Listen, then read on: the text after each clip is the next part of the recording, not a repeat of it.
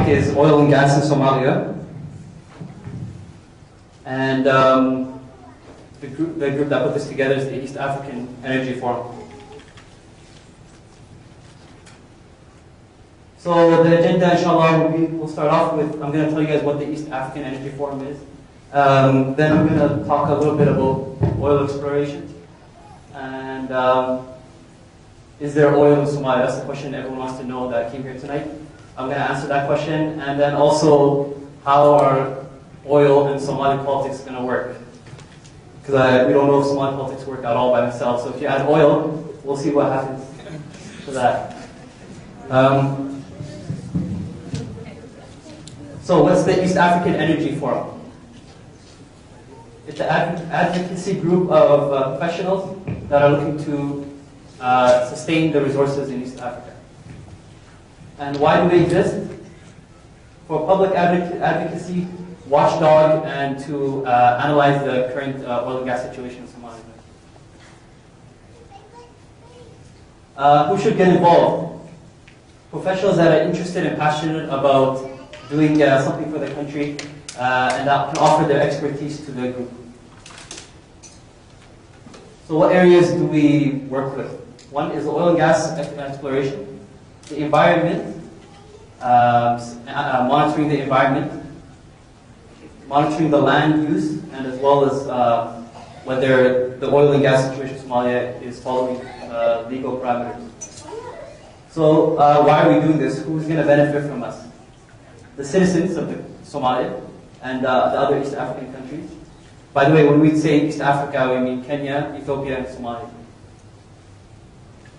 The business community, the civil society, and also at the end, the environment. So why should I get involved? Because you have a voice and you owe it that you provide whatever expertise you have to your homeland in whichever way you can. So the goal, of course, is to bring awareness of the situation in Somalia with regards to oil and gas, educate people so they know what's going on, so that we can't be brainwashed by the media. So there's 3 people I really want to thank that are our partners for the East African Energy Forum. The first one is Dr. Ali Abdullahi, who's the advisor for energy and petroleum to the Prime Minister at the government in Mogadishu. And Paul Chinoba, who's the East African Program Transparency International in Germany. And last but not least, the ambassador to the UN, the Honorable Yusuf Ismail. So as you know, we've been around for about a couple of years, although we had a different name called the Somali Natural Resources Society. And we have about, right now, almost probably 300 now in 50 different countries, and the red dots are where our members are from. And how do I join? So I always plastered this around. If you look at my Facebook or LinkedIn, all you see is this oil and gas stuff. So, and I know all of you guys have Facebook, so don't say I can't join. So inshallah, let's get started.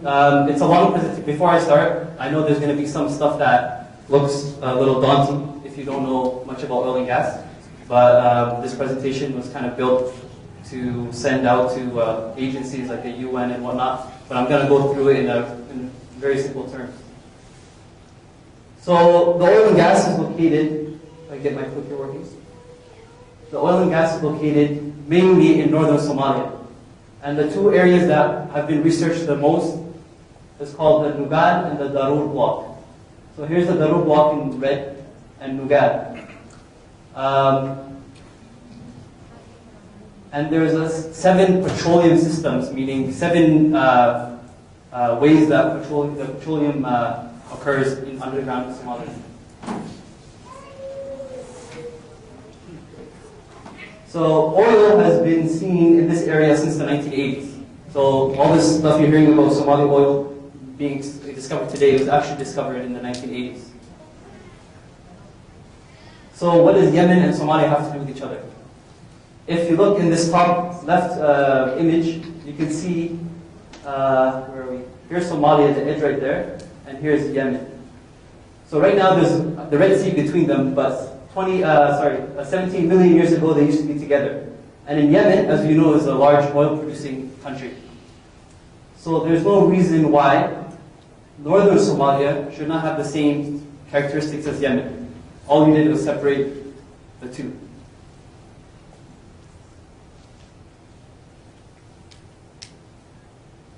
So I'm not going to go into this in detail because I don't really know what it says, but this side shows you Yemen, and this side shows you Somalia, which is the northern part. If you see the underground picture of the geology, you can see these are all similar. There's very, very small differences in the underground of Somalia and Yemen. So again, that's more proof that there should be oil in Somalia. So that's how it looked before they came apart, 17 billion years ago. And these are the oil-producing areas in Yemen. And you can see that it connects almost perfectly with the sides that we've seen oil in Somalia. And that's how it looks after they split apart. And this area is interesting as well because I'm going to get into the offshore oil as well. So let's look closer at these two areas that we know a lot about and that oil companies have drilled in since 1980. It's Lugad and Darud. The Darud block is northeast Somalia. The first well in this area was drilled by an Italian company called Egypt in 1958. And these two wells right here have been recently planned. The one that you've heard about in the news recently is this one that they're drilling right here, the Shabelle North well.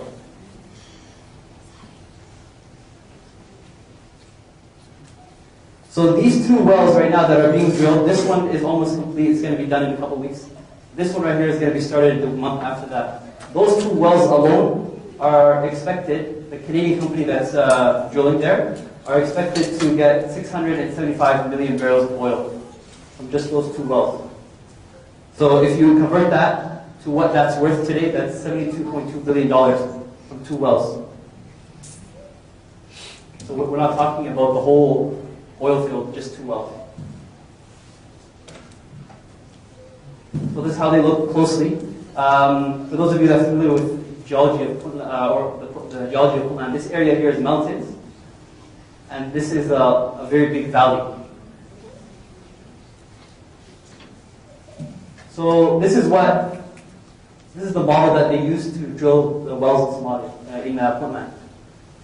This is that valley you saw in the blue.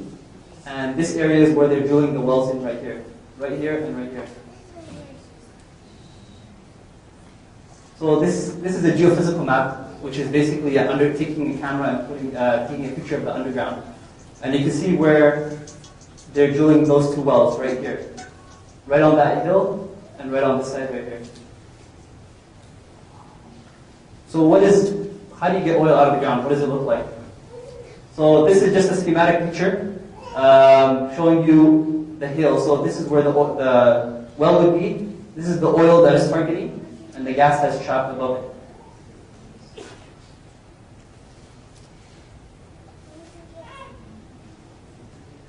So where's the oil? Where's the gas? How deep? To answer that question, this area right here, which is about 2,000 meters down. So the drilling in Somalia is very deep, so you have to drill almost, if you start from the bottom of the ground and go down for 2 kilometers, that's when you'll hit oil in northern Puntland. And then, below that, you're going to hit gas.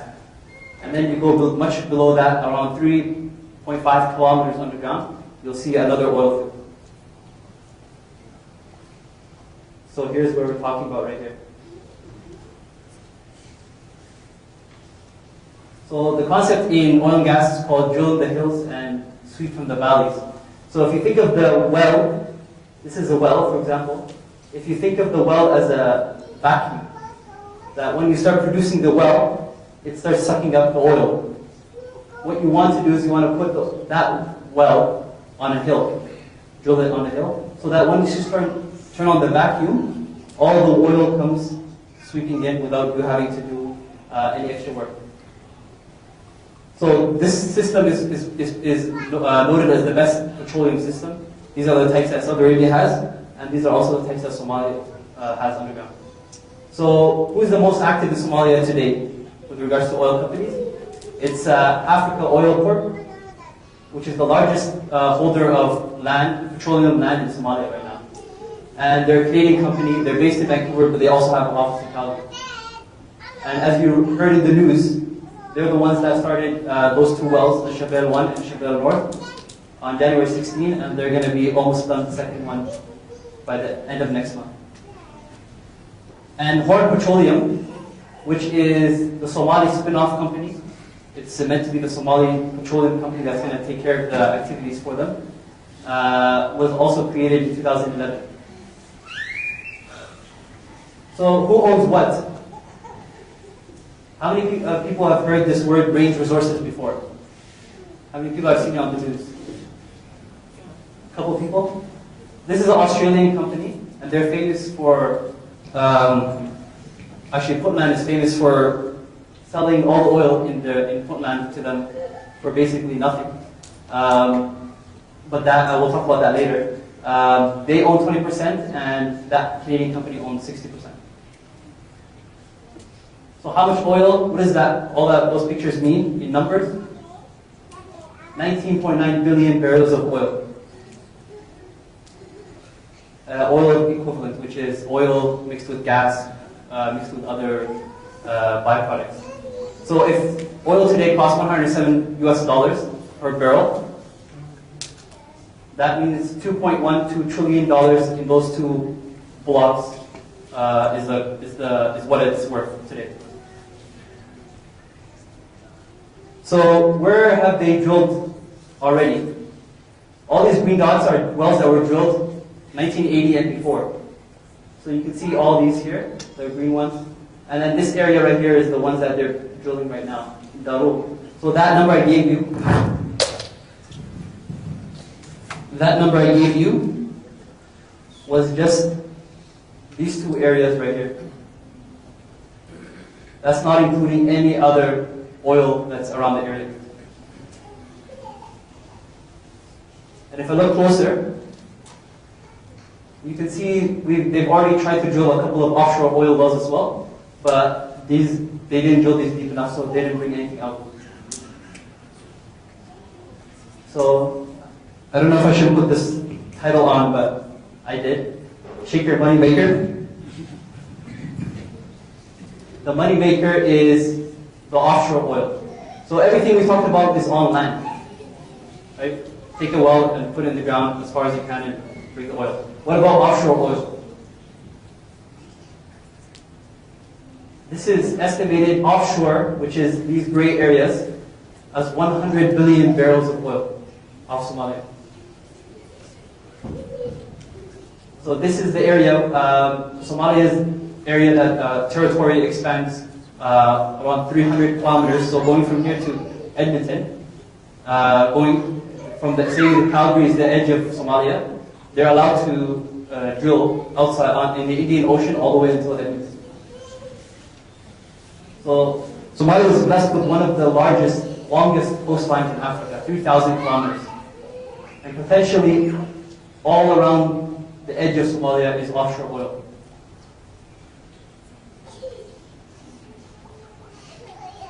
So the main place that they've discovered this oil through those exploration wells is around Banda Bela, Alula, and Bosaso, and Berbera, so which is basically this picture you see here. And like I said, 100 billion barrels of oil. And in case you guys don't know what 100 billion barrels of oil means, I'm going to show you some numbers. What about southern Somalia? These are the wells that have been drilled in southern Somalia, and 50% of these have shown that there's oil. They haven't produced, but they show that there's oil in southern Somalia as well. So we're not only talking about northern Somalia. And yes, they did name a well Halima Ade. Just to point that out. So since 1958 was the first well that was drilled in southern Somalia. Right near Marka, which is not far from Mogadishu.